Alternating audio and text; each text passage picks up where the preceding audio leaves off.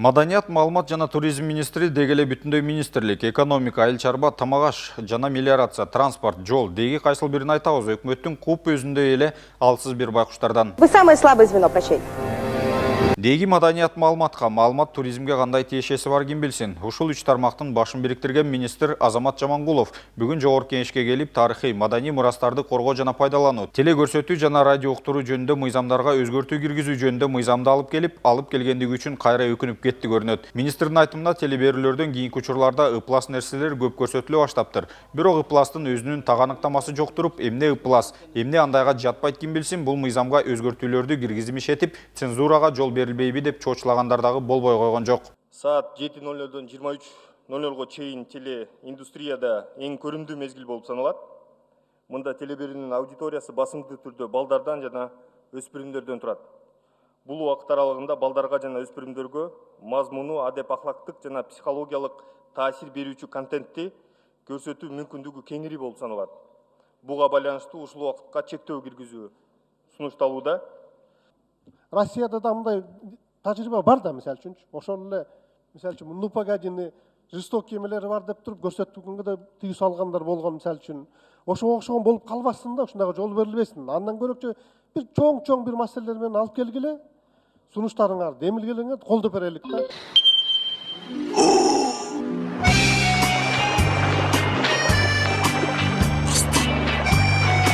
Эң кызыгы, министр Жамангулов мыйзамга өзгөртүүлөрдү өлкө социалдык экономикалык жактан аксап, бюджеттик мекемелердин кызматкерлери пенсионерлерге тыйын-тыпыр төлөп берүү үчүн чет өлкөлүк уюмдардан кенебей кредит алып жаткан маалда сыйпалап чыгарып жаткандыгында болууда. Себеби өлкөдөгү 60тан ашуун жеке менчик телеканалдардагы продукцияны анализдеп туруу үчүн, мониторинг борборунун иштетүү үчүн эле толгон токой чыгымдар керектелет. Өкмөт кошумча чыгашага учурай тургандыгы боло турган иш. Же өкмөт өзү эмес, өкмөт мүчөлөрү кенен-кесир жашап көнгөндөр үчүн ал маселе деле эмес. Я вижу, что представители правительства активно ходят по залу, пытаясь убеждать депутатов поддержать в первом чтении. Я знаю, какие договоренности стоят за этим законопроектом, но это все нанесет вред и отечественным нашим телерадиокомпаниям, я хочу сказать, не позволит им продолжать развиваться, нанесет урон нашему и без того дырявому бюджету, дефицитному. Эти статьи, эти пункты до сегодняшнего законодательства были. Никаких нововведений здесь практически нет. Здесь идет работа только по соотношению нескольких законов, совершенствованию законов, поэтому все эти пункты были, мы никакие... Нет, уважаемые коллеги, тогда еще раз послушайте ответ министра, да, и меня комментировать не надо. 10 секунд дайте. 10 секунд.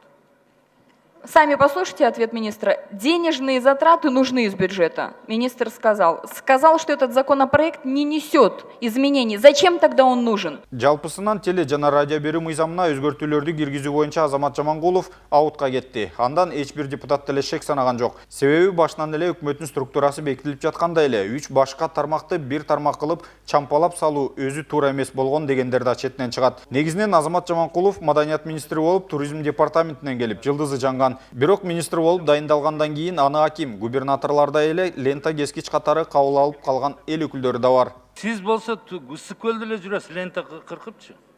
Мен сизге былтыр айтканмын, эмне үчүн Бишкек Ош трассасына чыгып карабайсыз деп. Жайлоолордун кебетесин караңызчы, мусорларды.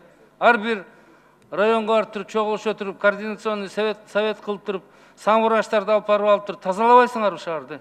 Каяктагы туристический өлкө мусор болуп кетти го бар жок. Кой эле галстугун алып жүрөсүңөр премьер-министрдин жанында. Губернатор, акимдер жасап койгон объектилерди ачып. Бириккен Улуттар уюмунун материалдык эмес тарыхый маданий мурастарына Кыргызстандан бир канча объектилер кирген. Ал эми Кыргызстандын масштабында өзүбүз үчүн баалуу маданий объектилерибиз бар. Ал ошол эле улуттук тарых музейи, көркөм сүрөт музейлери, театрлар жана башка көзгө көрүнөрлүк мекеме жайлар. Ал жайларга байланыштуу дагы ыр-чырлар ушул күнгө чейин басылбай келет. Баягы аябай резонансный болгон. Мына исторический музейдеги мумияны да захоронили, экспонат музейный. Ал эмне болду? Ошо менен калып кеттиби?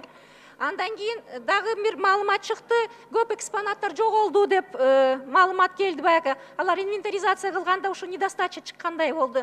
Ошо маселе боюнча бир эмне болду? И вот эти вот баягы картиналарды дагы кандайдыр бир фальшивый картиналарды даярдап ушул маселе боюнча сиз тейлейсиз, это профильный министерство, вы маалымат берип койсоңуз. Айнур Тойчуйна, биринчи мумия боюнча Баткенде ал алып келинген жок. Баягы жерге киргенден кийин алардын айтуусу боюнча баягы дене дагы орусча айтканда разложение болуп кетет экен. Ошондуктан алып келүү боюнча башка чечим чыккан жок. Ошон үчүн ошол жерде калтырылды. Экинчиси экспонат, да? Экспонат жок болду. Эми Жамангулов майдай билген өзүнүн базалык тармагына көз жүгүртсөк. Министрликтин маалыматы боюнча өткөн жылы Кыргызстанга 8 миллион турист келген экен. Бирок ушул жерден белгилей кетүүчү жагдай, бул сандын ашып кетсе реалдуу 20-30% гана турист болуп эсептелет. Болгону чек ара кызматы Кыргызстандын аймагына чек ара постунан, аэропорттордон, темир жол менен келген бардык чет элдик жарандарды эле турист катары эле шыпылдап толтура берет. Айтсак, кыргыз-өзбек чек арасынан бир күндө эле канча адам бири-биринин аймагына соода жүргүзүү иретинде. Туган тушканы менен учурашуу үчүн кирсе деле ал турист болуп санала берет. Мындай сандарга таң калган эл өкүлү Махабат Мавлянова министр Жамангуловго реалдуу гана туристтердин санын чыгарууну сунуштады. Эмне үчүн отчетто 8 миллион турист келди деп жаздыңыздар анда? Жок, чет элдик жаран чек араны басып өткөн деп жазганбыз да. Жок, ал жакта туризм багытында отчет берип жатып 8 миллион турист келди деп жазгансыздар. Сиздер бир отчет окуганда кара окуп койбойсуздар жок дегенде өзүңүздөрдүн?